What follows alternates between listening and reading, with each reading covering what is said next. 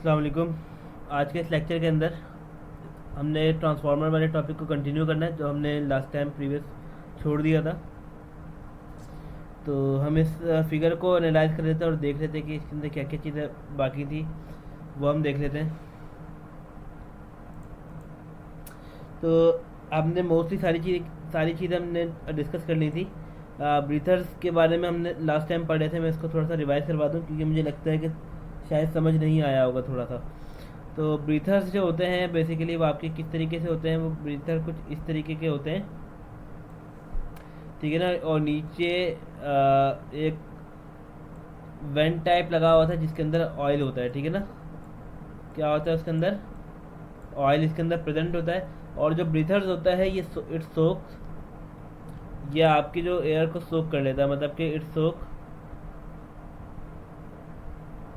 Air, ये हवा को रोक लेता है।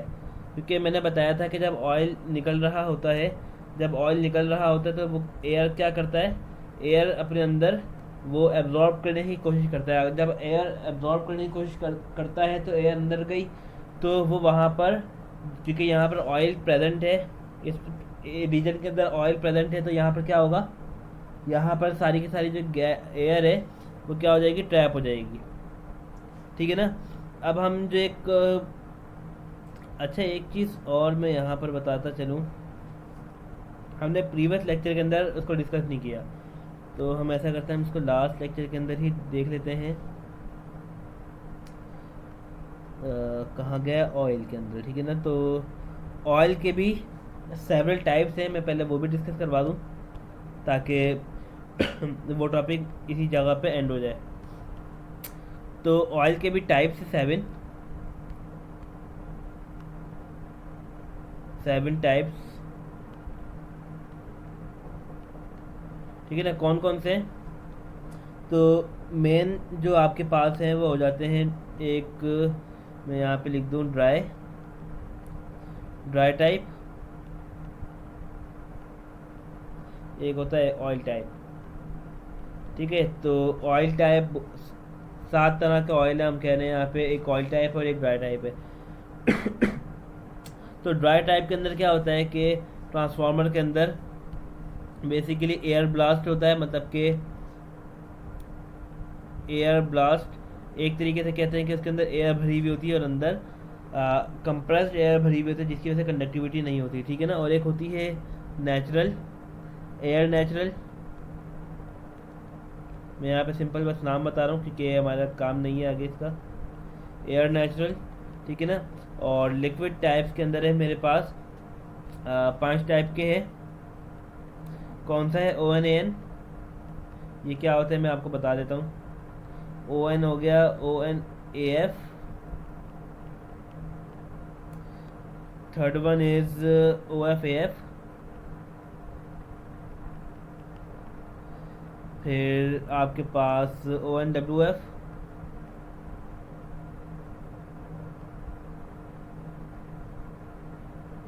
और छठा आ जाता है ओ एफ डब्ल्यू एफ। इनकी फुल फॉर्म क्या है अब वो डिस्कस कर लेते हैं। ओ एन का मतलब होता है ऑयल नेचुरल, एयर नेचुरल, एक लिख देता हूँ नाम, तो उससे आप लोग सारे देख लीजिएगा खुद से। ऑयल नेचुरल,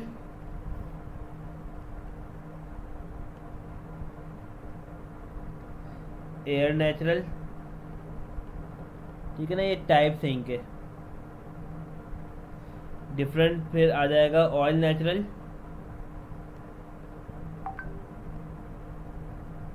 और एयर फोर्स, ठीक है ना। एफ का मतलब है यहाँ पे फोर्स, एयर फोर्स। इसी तरीके से ऑयल फोर्स, एयर फोर्स, ठीक है ना। ये सारे के सारे फोर्स वाले हैं। फिर यहाँ पे है ऑयल नेचुरल, और W stand for water force, ठीक है ना। और इसी तरीके से ऑयल फोर्स नेचुरल, ये डब्ल्यू है, सॉरी, वाटर फोर्स, ठीक है ना। तो यहाँ पे मैं लिख देता हूँ एक और, ऑयल फोर्स हो गया आपके पास, वाटर फोर्स हो गया आपके पास,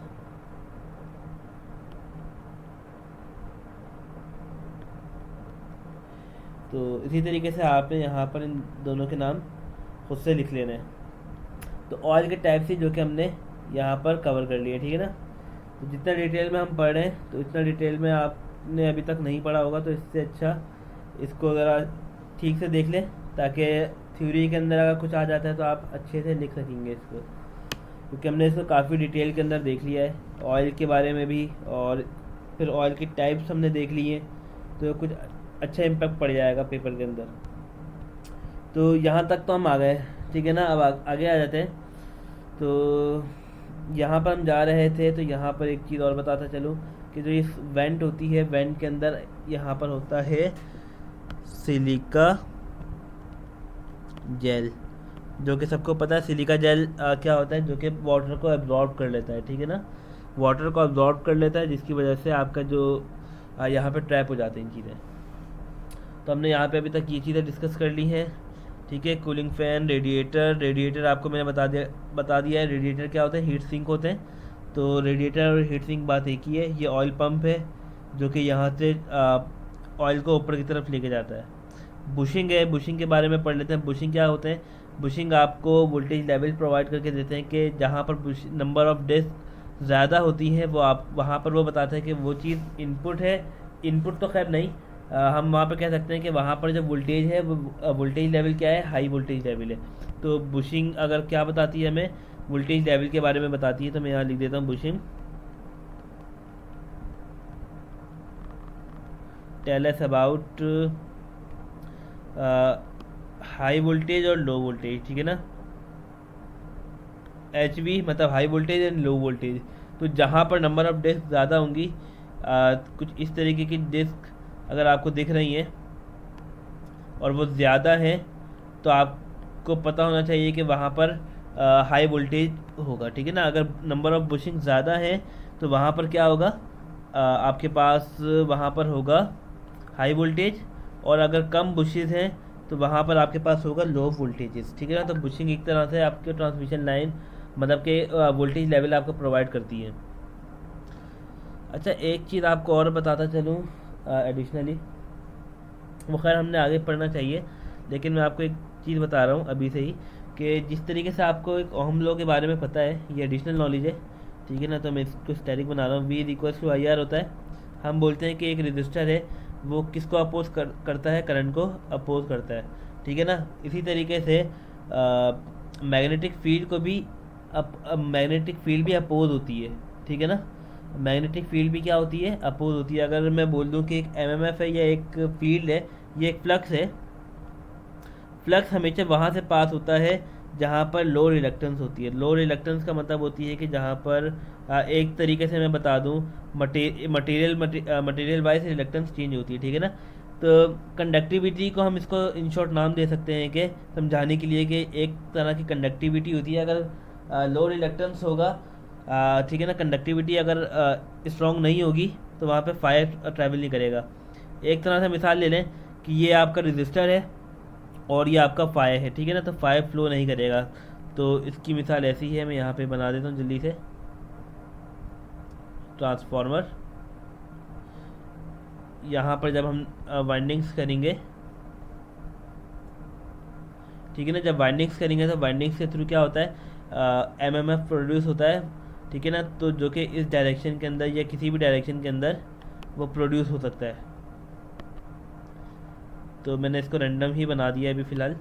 तो क्या होता है कि मैग्नेटिक फील्ड आपके कोर के अंदर फ्लो करती है। तो मैग्नेटिक फील्ड वहाँ फ्लो होती है जहाँ उसको एक तरह से रेजिस्टेंस बोल दें, रिलक्टेंस को, ठीक है ना, समझने के लिए क्या होती है, कम होती है। तो reluctance material to material wise change होती है। तो ये एक एडिशनल नॉलेज थी। अगर अभी भी क्लियर नहीं हुआ है तो आप लोग सर्च कर सकते हैं इस टर्म को, एंड देन आप लोग इसकी भी नॉलेज गेन कर लेंगे। तो अब हम आगे आ जाते हैं। अब जो मेन पॉइंट है यहाँ पर, वो यहाँ पर है बकॉज रिले, ठीक है ना। अब ये होता क्या है, मैं पहले तो इसकी सबसे पहले फिगर दिखा दूँ आपको। तो इसकी फिगर खैर यहाँ पर तो नहीं है, इसको भी हमने डिस्कस करना है। तो बकॉज रिले की जो फिगर है आई थिंक ऊपर थी, ये रहा। कंट्रोल सी, लेक्चर में ले आते हैं और इसको यहाँ पे पेस्ट कर देते हैं।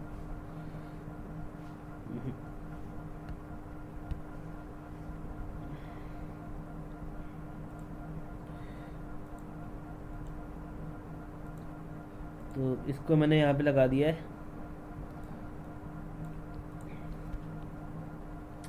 तो ये आपके पास बुकस रिले जो आपको इस तरीके से दिखा रहे हैं, राउंड हुआ हुआ है, और ये कुछ इस तरीके का दिखता है, ठीक है ना। तो रिले के नाम से तो आपको पता चल गया होगा कि स्विचिंग, क्योंकि जब हम रिले बात करते हैं इलेक्ट्रिकल के अंदर, तो वहाँ पर हम बोलते हैं कि स्विचिंग के तौर पर इस्तेमाल होता है क्या, रिले। जो हमारा रिले होता है वो किस एज अ स्विचिंग इस्तेमाल होता है। तो अब हम यहाँ बोलते हैं कि यहाँ पे कौन सी स्विचिंग है, और ये तो यहाँ पर कंजर्वेटर टैंक है और यहाँ पे मेन टैंक के दरमियान एक पाइप चल रहा है, तो यहाँ पर कौन सा रिले आ गया। सवाल पहला तो ये बनता है। तो इसका सिंपल जवाब ये है कि जब भी मैंने अभी आपको लास्ट लेक्चर के अंदर ये चीज़ बताई थी कि जब भी कंजर्वेटर टैंक ज़्यादा गर्म, कंजर्वेटर टैंक के अंदर जब ऑयल फिल होना शुरू हो जाता है, एक तरह से हम कह सकते हैं कि जब ऑयल हीटअप हो रहा है तो वो कंजर्वेटर टैंक के अंदर आएगा। कि अब जब ये कंजर्वेटर टैंक अगर फिल हो जाता है और वो इतना फिल हो जाता है कि आपका जो ये ब्रीथर है वहाँ से ऑयल पास नहीं हो पा रहा, तो उस वजह वहाँ पर क्या होता है कि जो आपका जो ये रिले है, ये रिले आपका जो मैकेनिज़्म है, मतलब कि इलेक्ट्रिसिटी है, उसको क्या करवा देता है, वो ट्रिप करवा देता है। मतलब कि इसके अंदर ऐसा मैकेनिज़्म है जो कि आपकी इलेक्ट्रिसिटी की जो सप्लाई है उसको क्या कर देगा, कट करवा देगा, ताकि, और ये उस वक्त तक ठीक नहीं होगा, मतलब ये उस वक्त ये ट्रांसफार्मर उस वक्त तक नहीं चलेगा जब तक ये रिले क्या ना हो जाए, अपनी नॉर्मल पोजीशन पे ना जाए। और ये नॉर्मल पोजीशन पे कब आएगा, जब तक कि आपका जो ऑयल है इसका टैंक का वो ठंडा ना हो जाए, ठीक है ना। तो यहाँ पर इस चीज़ का खास ख्याल रखा जाता है। और बस सिंपल यही है कि ये कट डाउन के लिए इस्तेमाल होता है, to cut down the supply. तो ये एडिशनल नॉलेज थी जो कि आपको आज पता चल गई है कि ट्रांसफार्मर के अंदर एक रिले भी यूज़ होता है, ठीक है ना। अच्छा, और रिले के अंदर ना सेफ्टी पर्पस के लिए खैर इसको इस्तेमाल किया जाता है, और इसके अंदर जो होता है वो होता है आपका मरकरी। इसके अंदर फिल होता है, क्या होता है यूज़, मरकरी। अब मरकरी हम इसके अंदर क्यों इस्तेमाल करते हैं, सबसे पहले सवाल तो ये होना चाहिए, मरकरी इज़ यूज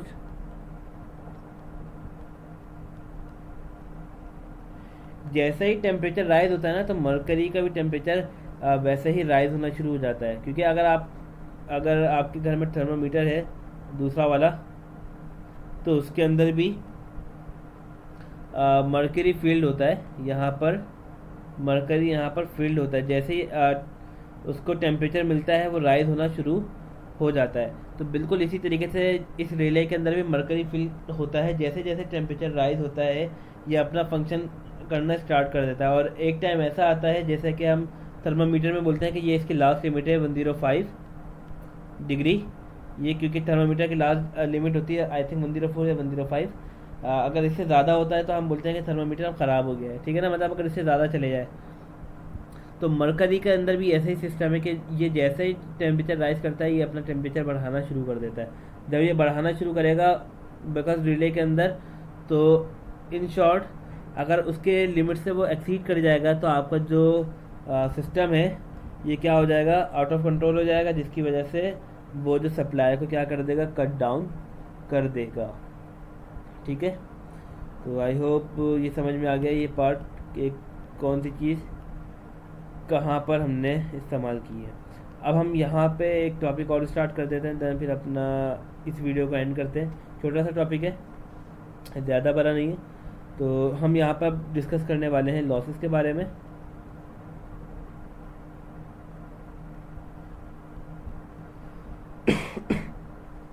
ट्रांसफार्मर के लॉसेस। अब ट्रांसफार्मर के लॉसेस क्या होते हैं, अब हम उसको देख लेते हैं, ठीक है। तो जिस तरीके से हम यहाँ पे पढ़ते हुए आए थे कि लेक्चर 1 के अंदर कोर होते हैं, कोर के अंदर भी आपके पास लॉसेस पाए जाते हैं। तो 1 बाय 1 इसको डिस्कस करते हैं।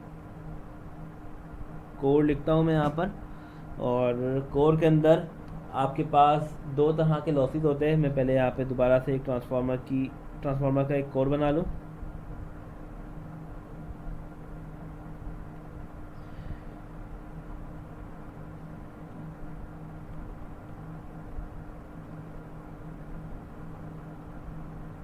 ठीक है, तो यहाँ पे मैंने एक ट्रांसफार्मर की एक कोर बना ली है और इसको हम थोड़ा सा कर लेते हैं साइड पर।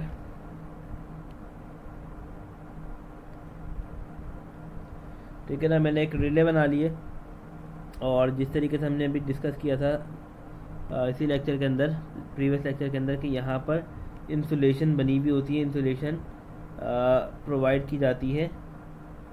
ठीक है ना, इनके अंदर क्या प्रोवाइड की जाती है, इंसुलेशन प्रोवाइड की जाती है। मैं यहाँ पे इसको भी सेट कर दूँ।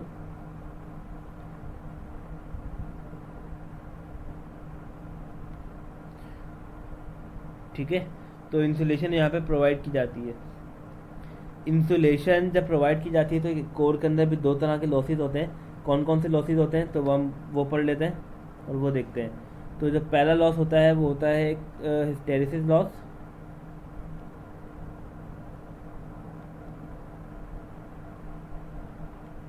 हिस्टेरिसिस लॉस, और दूसरा होता है हमारे पास eddy current.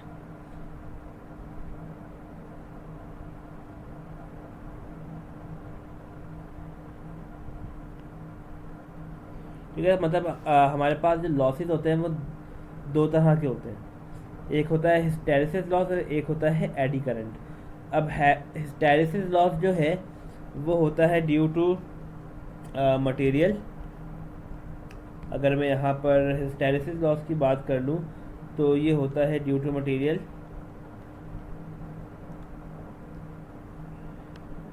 Due to material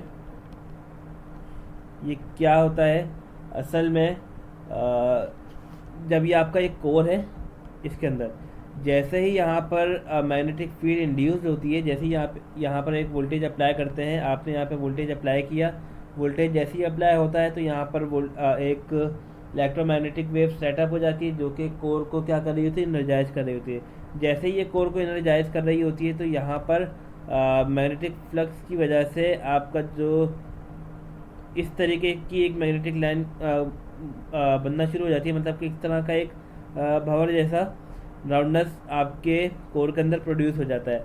तो ये होता है हिस्टेरिसिस लॉस, और इसकी वजह जो है वो मटेरियल है। ये इसलिए होता है क्योंकि हम यहाँ पर इस्तेमाल करते हैं सॉफ्ट आयरन कोर। ठीक है ना, जब हम यहाँ पर सॉफ्ट आयरन कोर इस्तेमाल करते हैं जो कि अपनी मैग्नेटिक प्रॉपर्टी को शो नहीं करता, जब वो मैग्नेटिक प्रॉपर्टी को शो नहीं करता ठीक से, तो वहाँ पर इस तरीके का आपको लॉस दिखाई देता है। इसको जो ओवरकम करने के लिए जो आप इस्तेमाल करते हैं और वो होता है क्या, उसका नाम है फेरोमैग्नेट।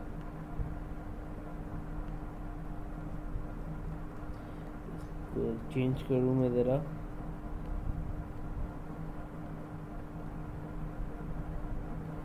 फेरोमैग्नेट।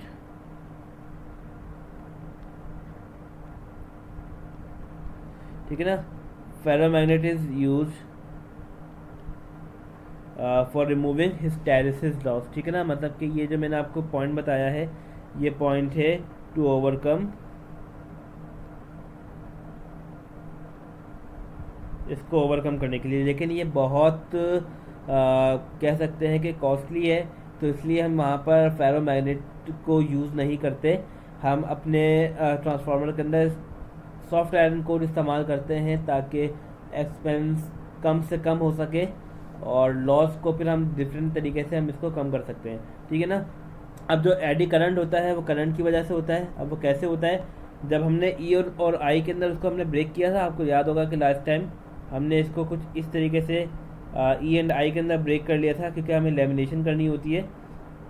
तो ई एंड आई के अंदर जब हम ब्रेक करते हैं तो एक बारीक बारीक सी आपको शीट्स दिखना शुरू हो जाती हैं। ठीक है ना, तो बारीक बारीक सी शीट्स दिखती हैं और जब ज़्यादा कंबाइन हो जाती हैं तो वो आपको एक कोर की तरह नज़र आता है जो कि एक सॉलिड कोर की तरह दिखता है। लेकिन वो असल में क्या होते हैं, वो स्ट्रिप उसके अंदर लगी हुई होती हैं, वो शीट्स होती हैं बेसिकली।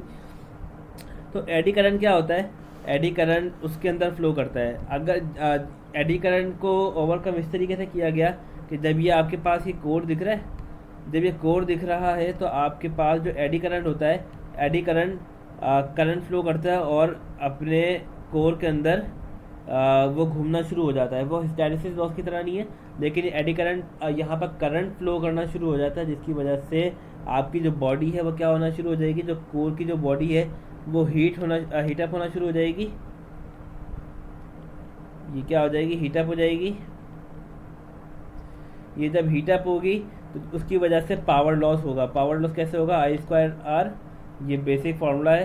क्योंकि करंट ज़्यादा होगा, क्योंकि आपके पास जो एक आयरन है, आयरन के अंदर जो रेजिस्टेंस होती है कम होती है, तो यहाँ पर करंट फ्लो करना शुरू हो जाएगा, जिसकी वजह से लॉसेस ज़्यादा हो जाएंगे। अब इसको ओवरकम करने के लिए हम इसको शीट के अंदर ब्रेक कर लेते हैं, मतलब कि हम इसको स्ट्रेप बना लेते हैं। जिस तरीके से यहाँ पर आप देख पा रहे हैं, ये वाला जो पोर्शन है, हमने इसको बारीक बारीक लाइंस के अंदर इसको ब्रेक कर दिया, शीट बना दी है इसकी, ताकि एडी करंट जितना भी होगा वो इसके अंदर फ्लो करेगा, वो हर शीट के अंदर फ्लो करेगा। अगर मैं यहाँ पर बना दूँ कि इस शीट के अंदर फ्लो करेगा, इस शीट के अंदर फ्लो करेगा, इस शीट के अंदर फ्लो करेगा, जब small amount of current her sheet के अंदर फ्लो करेगा तो एडी करंट ऑलमोस्ट नेग्लिजिबल हो जाएगा। तो ट्रांसफार्मर अगर गर्म भी होगा तो वहाँ पर जो पावर होगी वो बहुत कम लॉस होगी, जिसको हम नेग्लेक्ट कर सकते हैं, ठीक है ना। तो ये हो गई लॉसेस के बारे में, जो कि अभी हमने पढ़े हैं, ठीक है ना। अच्छा, यहाँ पर कुछ दूसरी चीज़ें भी हैं जिनके बारे में आपने अभी तक नहीं पढ़ा होगा। तो वो कौन कौन से हैं। अच्छा, अगर आपको हिस्टैरिसीस लॉस को कम करना है ना, मैं यहाँ पे एक पॉइंट और लिख दूँ, मुझे याद आ गया है अचानक से। तो फेरोमैग्नेट होता है, लेकिन फेरोमैग्नेट में कौन सा आप स्टील यूज़ करो, मतलब कौन सा मटेरियल यूज़ करो। आप अपने पास लिखो सिलिकॉन स्टील आप यूज़ कर सकते हैं, ठीक है ना। सिलिकॉन स्टील काफ़ी अच्छा आपके पास आयरन है, मतलब एक तरह की स्टील है जिसके अंदर हिस्टैरिसीस लॉस बिल्कुल रिड्यूस हो जाएगा, ठीक है ना। क्योंकि ये हार्ड आयरन होगा या हार्ड स्टील आप कह सकते हैं, ठीक है ना। तो हम इसको सिलिकॉन स्टील इस्तेमाल करेंगे तो हिस्टैरिसीस लॉस बिल्कुल ख़त्म हो जाएगा। अच्छा, हम मैं बात कर लेता हूँ इस टर्मिनोलॉजी से, शायद आप लोगों को शायद ना मालूम हो, क्योंकि वो है स्ट्रे लॉस, और नाम से तो समझ नहीं आ रहा, लेकिन मैं आप लोगों के साथ ये डिस्कस कर चुका हूँ पहले। कैसे, स्ट्रे लॉस वो लॉस होता है जो कि फ्लक्स की लीकेज की वजह से होता है। हमने प्रीवियस वीडियो के अंदर देखा था कि फ्लक्स क्या होता है, लीक हो रहा होता है। अगर मैंने यहाँ पर इस तरीके का ट्रांसफार्मर की एक बॉडी बना ली थी, ठीक है ना, मैंने एक बात कह दी थी कि वहाँ पर लॉसेस होते हैं। लॉसेस किस तरीके के होते हैं कि मैग्नेटिक फील्ड की वजह से डिफरेंट डायरेक्शन के अंदर करंट, मतलब एक मैग्नेटिक फील्ड सेटअप हो जाती है। जब मैग्नेटिक फील्ड सेटअप हो जाएगी तो आपका जो कोर है वो, क्योंकि एक मैग्नेटिक फील्ड अगर सेटअप हो गई है, एक यहाँ पे मैं वायर भी बना देता हूँ, थोड़ा सा अजीब सा हो गया ये, खैर, लेकिन समझाने के लिए मैं दोबारा बता रहा हूँ कि ये जो आपके पास outside of the magnetic field आपको दिख रही है, ये जो आपके outside of the magnetic field दिख रही है, ये यहाँ पर ये कहलाता है लॉस। ये मैग्नेटिक फील्ड का लॉस कहलाता है। किसका लॉस कहलाता है, मैं इसको यहाँ पे लिख देता हूँ। Stray loss is the loss of magnetic field, ठीक है ना। ये मैग्नेटिक फील्ड का लॉस है, magnetic field loss.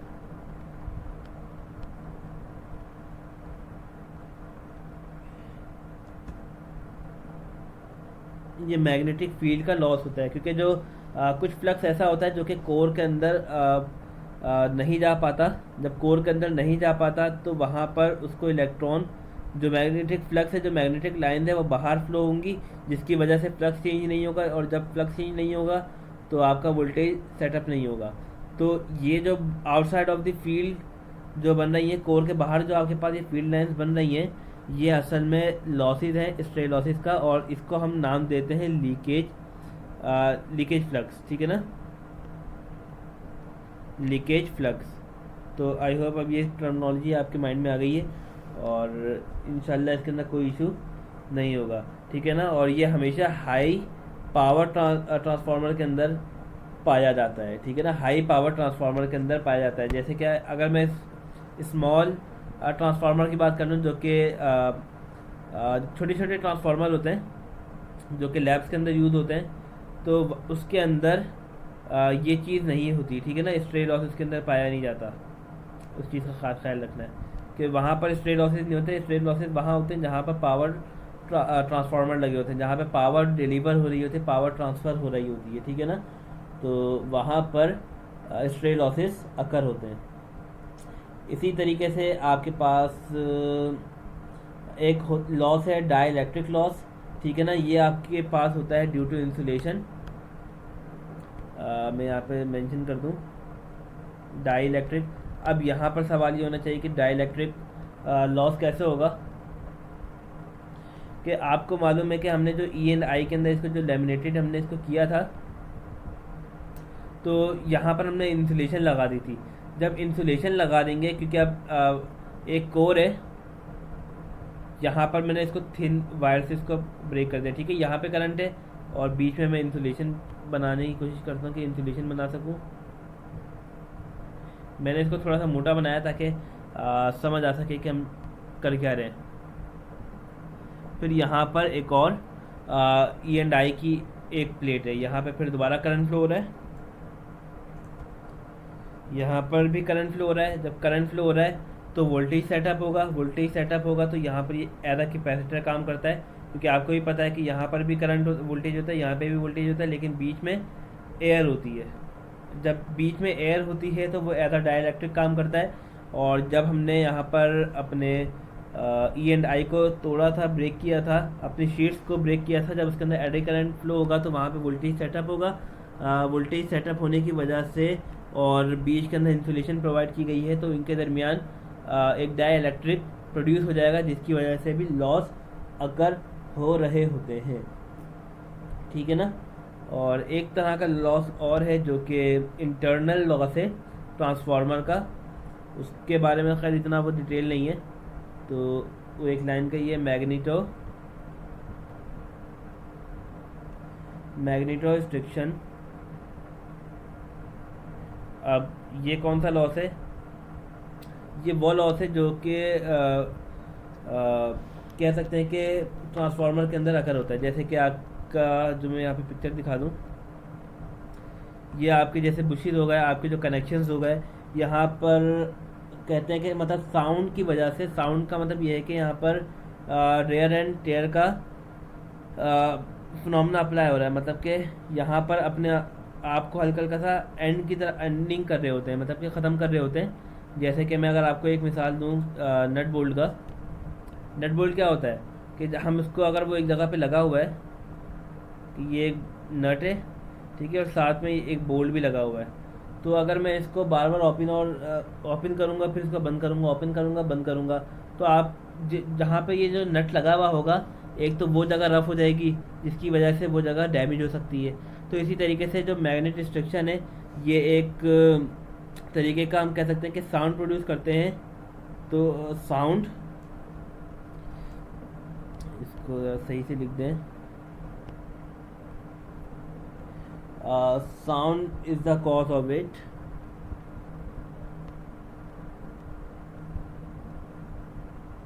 Cause of it, ठीक है ना। रेयर एंड टेयर यहाँ पे हो रहा होता है, ठीक है ना।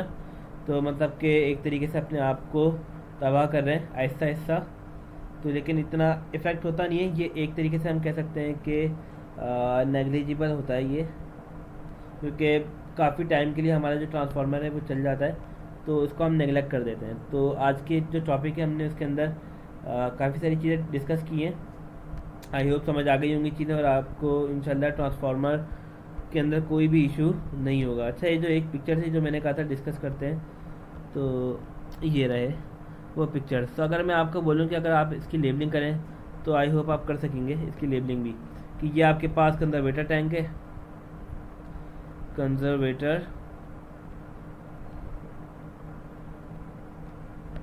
ठीक है ना, इसके अंदर ऑयल होता है, ठीक है। ये आपके पास है रेडिएटर, रेडिएटर कह दें या फिर आप क्या कह दें, हीट सिंक कह दें।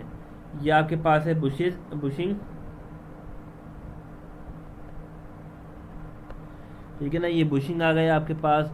अच्छा, यहाँ पर अब आप देखें, यहाँ पर आपको एक चीज़ दिख रही है, ये चीज़, यहाँ से ऑयल आपका आउट होता है, और यही चीज़ आपकी क्या है, ब्रीथर है।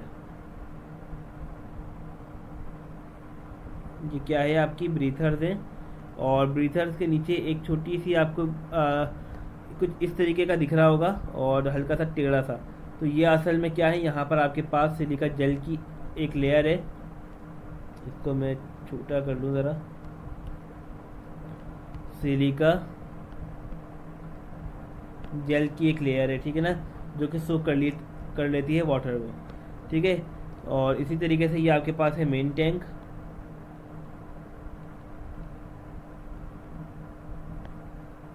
और यहाँ पर क्या चीज़ें आपको दिख रही हैं, तो बुशिंग दिख रही है, बाकी पाइप वगैरह है, और तो कुछ भी नहीं है। तो आई होप अब ये चीज़ें आप लोगों को क्लियर हो गई होंगी कि कौन सी चीज़ कहाँ पर होती है। अच्छा, जो आपको बकल रिले देखना है तो वो इसके पीछे लगा हुआ है, ठीक है ना। तो ये वो उसके पीछे लगा हुआ है। ये आपके पास रेडिएटर है, मतलब कि ये हमने अभी देख लिया कि क्या क्या चीज़ें हैं। तो ये काफ़ी एक अच्छी डेमोन्स्ट्रेशन थी, जो कि अगर आप लोगों को ये पसंद आई है तो इंशाल्लाह आपके लिए काफ़ी हेल्पफुल होने वाली है, पेपर्स के अंदर भी और नॉलेज के अंदर इंशाल्लाह इजाफा हुआ होगा। कि बहुत सारी चीज़ें ऐसी थी जो कि ट्रांसफार्मर के अंदर न्यू थी, खुद से पढ़ने वाली थी, वो आपको इन 2 वीडियोज़ के अंदर आपको सारी की सारी चीज़ें बता दी गई हैं इन डिटेल, ठीक है। सिलिका जेल के बारे में, आपके ऑयल के बारे में हमने पढ़ा, कि टाइप्स ऑफ ऑयल के बारे में पढ़ा। यहाँ पर हमने ब्रीथर्स क्या करते हैं, तो हमने काफ़ी डिटेल के अंदर ट्रांसफार्मर को स्टडी किया है। तो आज की बस वीडियो यहीं तक रखते हैं, एंड फिर अगली वीडियो में अगला टॉपिक स्टार्ट करेंगे, जो कि ट्रांसफार्मर का ही होगा। Short circuit and over short circuit के बारे में पढ़ेंगे, कि जब हम इसको शॉर्ट सर्किट कर देंगे, नो लोड करंट, और एक ओपन सर्किट के बारे में हम नेक्स्ट वीडियो से स्टार्ट करेंगे पढ़ना।